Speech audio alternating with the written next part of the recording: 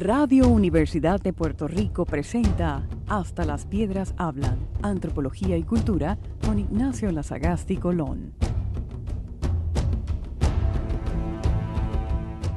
Saludos y bienvenidos una vez más a su programa de Hasta las Piedras Hablan. En la tarde de hoy continuamos con la serie que llevábamos con la doctora Elma Beatriz Rosado Barbosa sobre lo que le habíamos llamado los invisibles.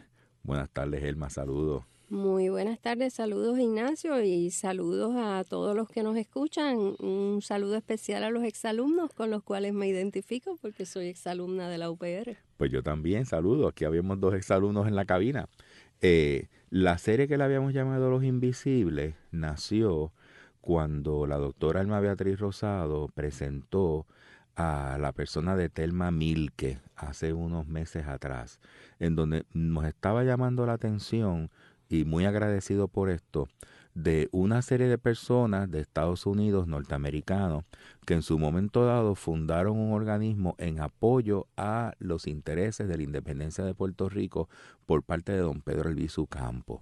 Y son unas personas pues que hicieron unos trabajos muy importantes, muy valiosos para este propósito político, pero que por alguna razón u otra no son muy conocidos en el estudio de la política puertorriqueña.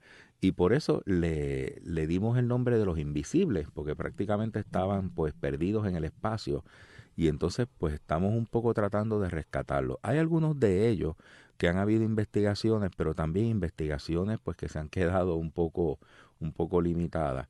Y aunque estos programas no son exhaustivos, pero sí queremos llevar por esta onda radial esta información para que la gente pues conozca a estas personas y su función que tuvieron en un momento dado en un proceso político nacional. Así que hoy seguimos con la segunda parte de Los Invisibles, y entonces la doctora Elma Beatriz Rosado pues nos va a presentar algunas de estas personalidades. Asimismo, el nombre de Los Invisibles ha cobrado mucho significado porque pensábamos que podíamos hablar de 2 o 3 y de repente son decenas y son cientos. Sí. Así que la primera invitación a los que nos escuchan es a descubrir a esos invisibles que están en la historia del país, ya sea en la historia política, en la historia económica, en la historia del arte, que de hecho hoy vamos a hablar de un invisible que se dedicó mayormente al arte y a la escritura.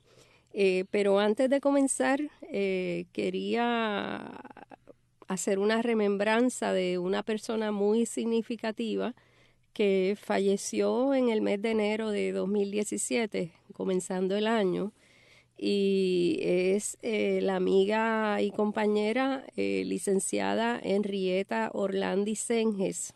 Ella fue farmacéutica, una persona muy valiosa en el país y de hecho valiosa para la Universidad de Puerto Rico también. Ella pertenecía a la Asociación de Mujeres Graduadas de la UPR, siempre escribía al periódico, dando opinión, haciendo crítica, aportando a su país.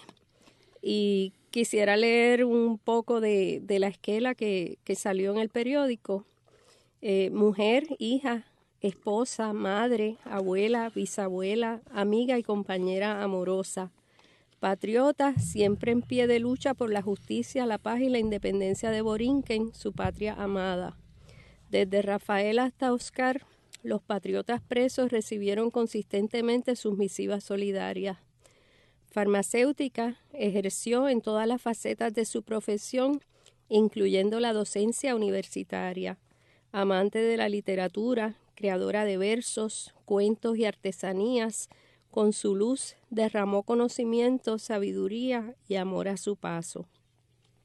Pienso que la persona de Henrietta para muchos de nosotros era muy visible, sin embargo para la gran mayoría del país tal vez fuera una invisible porque pues no todo el mundo tuvo el privilegio y la dicha de conocerla, ¿verdad?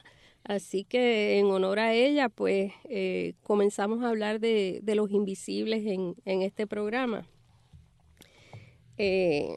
También quiero hacer referencia a un libro que se llama Subversivas, Crónicas de Mujeres en la Lucha. Es una compilación de Raquel Delgado Valentín e Isa Rodríguez Soto, y este libro consta de una narrativa que se formuló a base de unas entrevistas que se realizaron alrededor de 40 mujeres patriotas de Puerto Rico. Y son estas personas que trabajan día a día, que han tenido experiencias distintas de las que uno jamás se imagina, y entonces son invisibles también. Y pues recomiendo esta obra porque es importante conocer quiénes son las personas contemporáneas con nosotros que están a nuestro lado trabajando día a día en distintos proyectos para el país, y que pues es importante saber el tipo de trabajo y las luchas, inclusive internacionales, que se han hecho. Por ejemplo, una de las personas aquí es la profesora Raquel Seda, profesora en Mayagüez, que ella cuenta cómo llegó a la lucha independentista, y una de las cosas que dice es que su despertar patriótico ocurrió en la universidad. Pero interesantemente, la mayoría de la gente le pasa eso en la universidad como estudiante. Ella dice como profesora, porque fue a través de ver las luchas de sus estudiantes que ella se involucra y le da sentido esta preocupación que hay por echar el país hacia adelante. Pues independientemente de la ideología de cada cual, ¿verdad? Cuando uno se dispone a defender su país, y vamos a decir, en los momentos como estamos hoy en día, que los líderes políticos posiblemente, y no estoy hablando de un líder político en particular, pero cuando hay líderes políticos que no son como convencionales, ¿verdad? Uh-huh. Que causa preocupación cómo es que se están desempeñando, pues entonces todo el país tiene que unirse, el país que fuere, tiene que unirse en la defensa de la patria, tener un plan y tener qué es lo que se desea para el pueblo.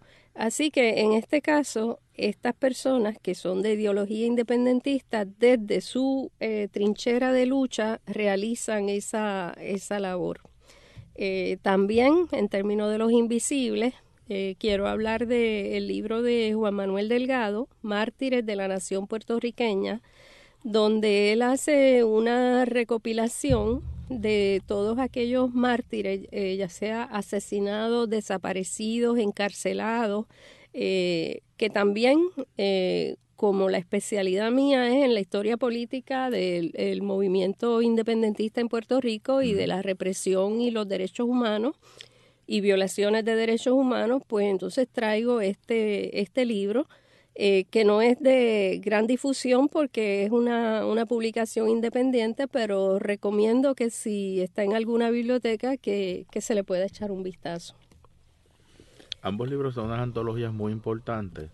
Yo quiero hablar un poco del segundo, que aunque no conozco el libro, pero conozco al autor Juan Manuel Delgado, Mártires de la Nación Puertorriqueña. Es un profesor que tiene doctorado en Historia de Puerto Rico y el Caribe, del Centro de Estudios Avanzados también, de donde ambos de los que hablan en cabina en este día de hoy pues tenemos nuestro doctorado. Juan Manuel ha dedicado toda su vida a historiar los procesos políticos de Puerto Rico y es una de las personas que ha escrito con mayor profundidad en términos contemporáneos de estos procesos. Ha tratado por medio de publicaciones independientes como este que tenemos en las manos, pues sacar esa información hacia afuera para que no se quede, como lo que estamos hablando, invisible. De manera que por lo menos haya una referencia editorial de estas personas, de estos eventos, de estas situaciones, y que los investigadores pues tengan acceso a esta información para que en muchas ocasiones pues puedan seguir buscando y ampliando las investigaciones.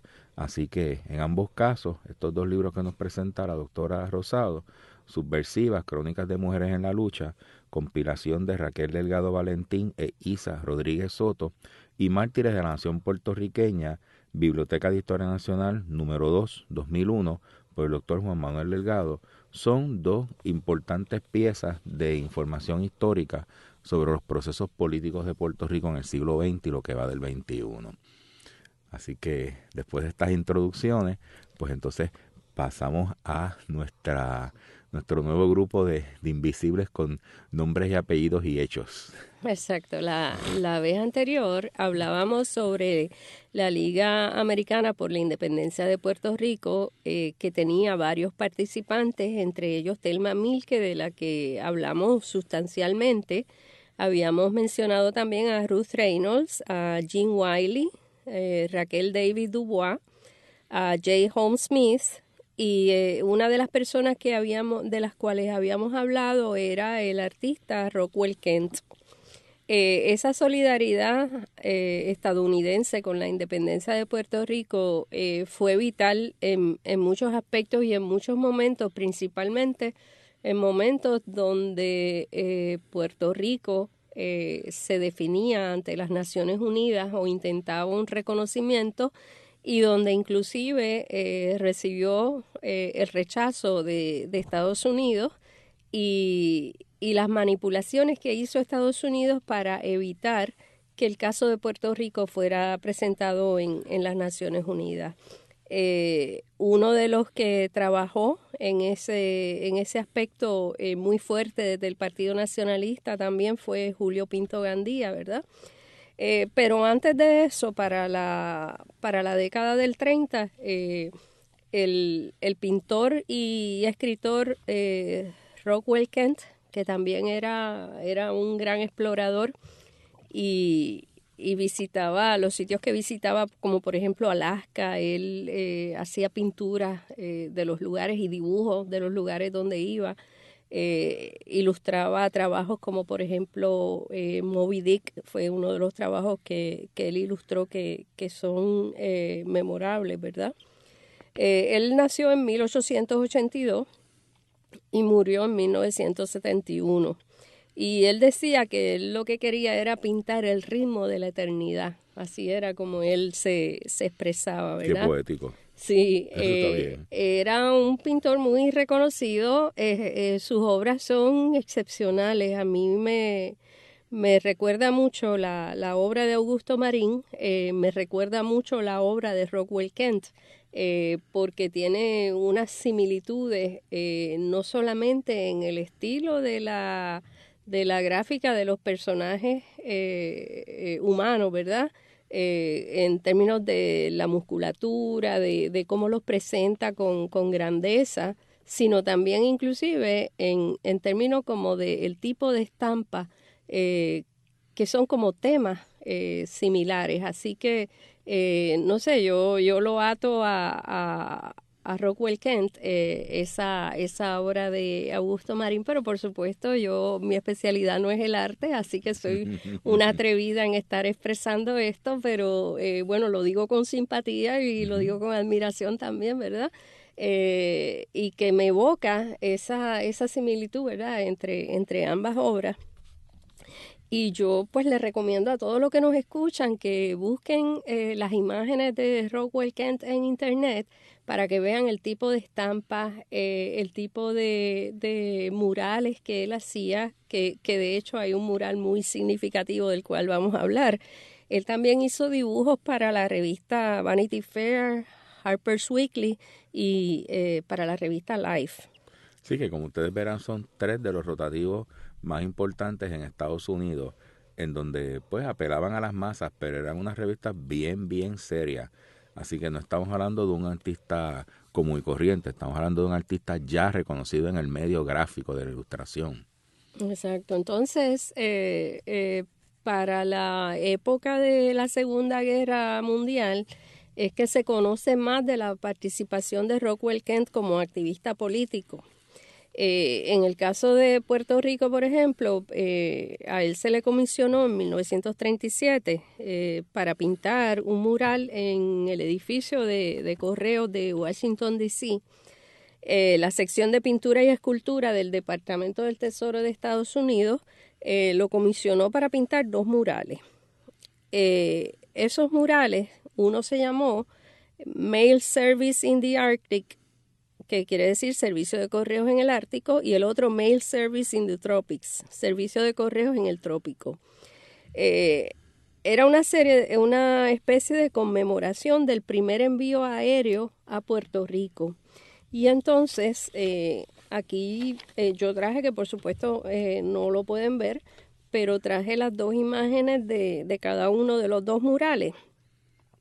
Y cuando Rockwell Kent instaló los murales, se formó una gran controversia. En el primer mural, que aparece un avión en la parte del fondo, y al frente aparecen los esquimales, inclusive aparece un trineo con perros, y hay un esquimal que le está dando a una esquimal un sobre con sello, que ese es el correo que va a ir por avión, ¿no? Y en el segundo mural, pues aparece el avión en la parte de atrás también, en el fondo, y al frente aparece un hombre a caballo con una caja que dice Correo de Estados Unidos.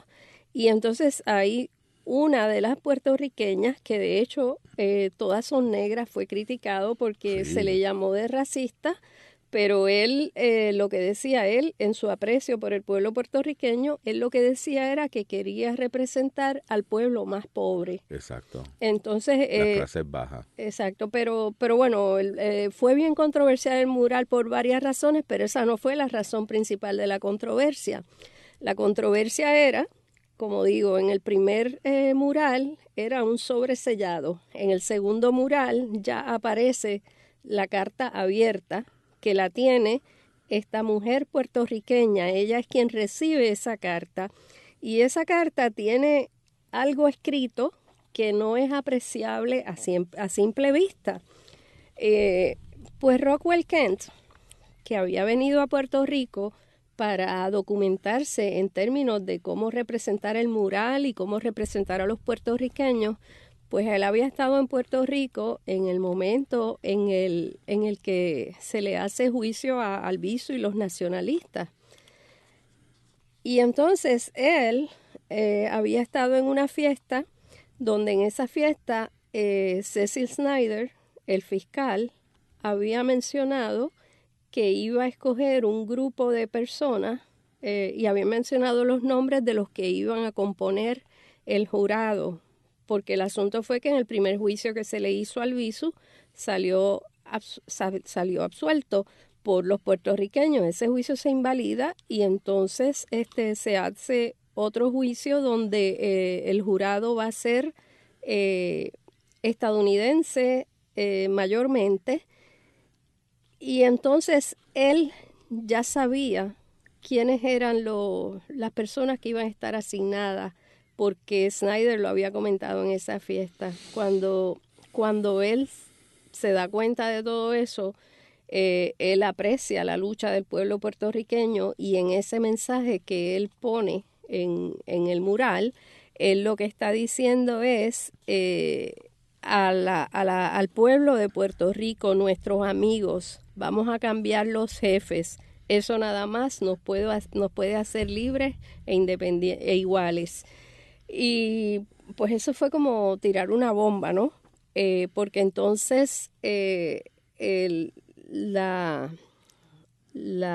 llamamiento de Rockwell Kent a esa libertad o a esa independencia de Puerto Rico, pues levantó furor en quienes habían comisionado el mural, y se da una serie de pleitos legales, ¿no? En los cuales querían que él borrara el mural, querían que se eliminara, y él, similar al caso de Diego Rivera también, ¿verdad?, con lo de su mural, pues entran en unas conversaciones y en unas negociaciones, y entonces él modifica un poco la cita, pero también no la elimina, ¿no? La modifica un poco para llegar a un acuerdo con la gente del Departamento del Tesoro y que el mural se quede, pero él no estaba dispuesto a eliminar ese mensaje, sino a transformarlo un poco sin dejar de ser un mensaje crítico y un mensaje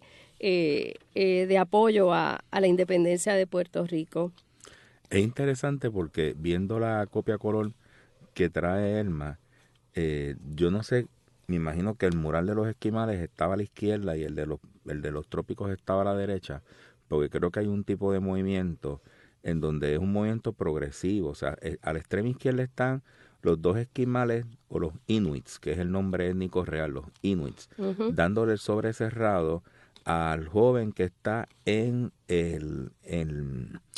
la pieza esta que mueven los perros, en el trineo, cogiéndolo. Entonces el trineo está como que moviéndose hacia la derecha y en el del mural sobre los trópicos el avión está más al fondo, no está tan presente, pero el que recoge el correo es un hombre trigueño vestido de blanco con sombrero de paja sobre un caballo, que hay una caja que dice US Mail y abajo hay una serie de bolsas. Entonces se ve más o menos la carta que estaba en el mural de los Inuits está abajo abierta y la joven boricua la tiene en la mano derecha abierta y se ve por completo el mensaje, que es interesante porque el mensaje está escrito en Inuit, o sea que es casi como un encríptico, que es al estilo del mundo antiguo del espionaje, o sea que mandaban los mensajes en idiomas compuestos y en este caso pues está en Inuit, que mucha gente no lo entendía, que eso también pues levantó una roncha tremenda, pero son dos murales preciosos con muchísimo movimiento, o sea las figuras no son estáticas, son unas piezas preciosas. Y en ambos casos, en el de los Inuits, los individuos que están al fondo tienen las manos alzadas al cielo, y en el caso del trópico, las mujeres que están a la derecha, y son todas mujeres menos el jinete, tienen también las manos alzadas al cielo, como implorando por algo. Bueno, la cita final, como quedó en el mural, es el mensaje a los puertorriqueños, es que ustedes perseveren, que ustedes puedan perseverar y lograr la libertad e igualdad en la cuales descansa la promesa de la felicidad. Así que en realidad el mensaje decía lo mismo de igualdad y de libertad. Así, sí, porque él se negaba a sencillamente eliminarlo y no decir nada alusivo a la lucha de los puertorriqueños. No, y está interesante porque está anclado en los mismos elementos de todos los papeles famosos creados por los padres de la patria norteamericana, de la Revolución Norteamericana, de la Revolución Francesa, de las logias masónicas, la igualdad y libertad. O sea que recoge ese mensaje y lo inserta en ese proyecto político. Exacto. Y para Rockwell Kent era muy importante, él se dedicó a pensar cómo lo iba a hacer. O sea, esto fue un acto premeditado, un acto consciente, un acto en una solidaridad con el pueblo puertorriqueño y además haber estado presente durante el tiempo de los juicios que se le hicieron al Albizu y a los nacionalistas. Él se compenetró con esa lucha del pueblo puertorriqueño. Entonces, en sus mismas palabras, él decía que como resultado de su pintura, en 48 horas, refiriéndose a Estados Unidos, una nación ignorante de Puerto Rico, de su lucha desesperada de sus habitantes, y de toda la serie de usurpaciones que Estados Unidos había practicado en contra de ese pueblo, el pueblo seguía vivo y que ese mensaje había llegado al pueblo estadounidense también, de que se supiera que había esta lucha de los puertorriqueños luchando por su independencia y por su igualdad. Es una de las cosas bien importantes porque la preocupación es que estas cosas que estaban pasando, lo del juicio de Albizu, apenas mereció una nota en las publicaciones en los periódicos de Estados Unidos. Así que un artista que lleva en su obra, que lleva su concepto, que lleva su mensaje político, es lo que trasciende y da margen a todo este debate que fue muy, muy álgido, de mucho fuego, vamos a decir, en términos de que si el mensaje se queda, no se queda, si se elimina el mural, y todo eso llamó la atención al caso de Puerto Rico. En ese sentido, pues, es una de estas obras que son memorables para la historia. No, y es interesante porque como tú has presentado en la biografía de él, es un artista reconocido, o sea, no es una persona neófita, no es un artista underground, sino es una persona establecida que publica en revistas importantes nacionales, que tiene comisiones importantes. Estos son unas comisiones del Correo Federal, o sea que no es un banco, no es una casita chiquita, no es una escuelita, o sea, es una institución y es en Washington, D.C., la capital federal, o sea que es una persona reconocida y se tira esa maroma por convicción política y como uno dice, pues tira el mensaje al medio. Sí, y él fue una persona que nunca se cayó, porque se cayó en el sentido de dejar de hablar, ¿verdad? Porque, por ejemplo, que fue constante. Para la década de los 50, él apoyó la amistad entre los soviéticos y los estadounidenses, la paz, y estaba en contra de las armas nucleares. Fue uno de los intelectuales perseguidos por las políticas macartistas. Y en 1955, por ejemplo, Estados Unidos le revoca el pasaporte y le prohíbe viajar internacionalmente. Pero en 1958 el Tribunal Supremo entonces es que le afirma su derecho a viajar, declarando que la prohibición a viajar era una violación a sus derechos civiles.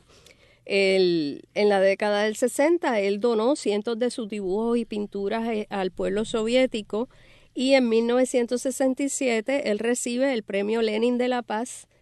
El Premio Lenin de la Paz, que es un premio equivalente al Premio Nobel de la Paz entregado por la Unión Soviética a individuos que hubieran contribuido a la causa de la paz entre los pueblos. Y por último, quiero decir que también ese premio en metálico él lo destinó a las mujeres y los niños de Vietnam. Recuerden que estamos dije en el 67, en el 66 es que él recibe el premio. Y él dona ese premio en metálico a las mujeres y niños de Vietnam, tanto de Vietnam del Norte como de Vietnam del Sur, porque son aquellos que están más afligidos por la guerra. Más sufridos por la guerra. Exacto. Y es interesante de que en el 1977 el Gabinete Astronómico Ruso nombra un asteroide en su honor. Sí. Que esa es una cosa que se ha hecho muchísimo por los gabinetes astronómicos del mundo, que la gente no lo sabe. Todas esas piedritas que están volando allá afuera, todas tienen nombre. Sí, sí. Y todos los huequitos que tienen en la luna también tienen nombre. Y los grupos astronómicos se lo han despachado. Pero entonces tenemos un asteroide Kent. Exacto, Roswell Kent se llama, creo que es el 2925, si no me equivoco de número. Y entonces aquellos que quieran más información de Roswell Kent, hay un documental de Frederick Lewis que se hizo en el 2005, que entonces es recomendable buscarlo. Bueno, con esto se nos acabó el tiempo, con esta conversación de los invisibles, nuestra segunda parte. Agradecemos la participación, pero sobre todo la investigación a cargo de la doctora Alma Beatriz Rosado Barbosa, en donde estamos pues desempolvando unas personas muy interesantes y muy importantes, y como ustedes verán, son norteamericanos con una gran conciencia en apoyo al proceso político de la independencia de Puerto Rico. Así que con esto, doctora Rosado, muchísimas gracias. Pues muchas gracias a ustedes. Y entonces, pues los esperamos para la próxima piedra con Neftalí Arroyo en los controles técnicos, y hasta la próxima, queridos amigos. Radio Universidad de Puerto Rico presentó Hasta las Piedras Hablan, Antropología y Cultura con Ignacio Olazagasti Colón.